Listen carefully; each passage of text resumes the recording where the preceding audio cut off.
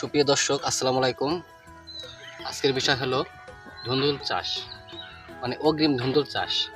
দেখুন, আমরা ডাটার মাঝে ধুন্দুল চাষ করেছিলাম, আর সেখান থেকে কিন্তু এই দেখুন এখনই ফলন আসা শুরু করে দিয়েছে। এই দেখছেন, এই দেখুন এখন এটি কিন্তু ফলন আসা শুরু করে দিয়েছে। এই যে আমরা মূলত সামনে রমজান উদ্দেশ্যে চাষ করেছি। দাম কেমন একটা থাকবে জানি না, কিন্তু আমরা চাই রমজান মাঝামাঝি আমরা এই ধুন্দুলগুলো যদি হারভেস্ট করতে পারি, তাহলে আশা করি নতুন তরকারি বাজারে উঠবে আর ভালো একটা দাম পাবো। অবশ্যই আপনারা যারা ধুন্দুল এখনও চাষ করেন নাই, অগ্রিম চাষ করুন ভাই। অগ্রিম চাষ করলে অনেক টাকা ইনকাম করা যায়। আর এখন বাজারে 10 টাকা, 20 টাকা, 50 টাকা কেজি দেখে আপনারা ধুন্দুল চাষ করবেন, তখন কিন্তু ভাই কেউ খাবে না, কথাটা মনে রাখবেন।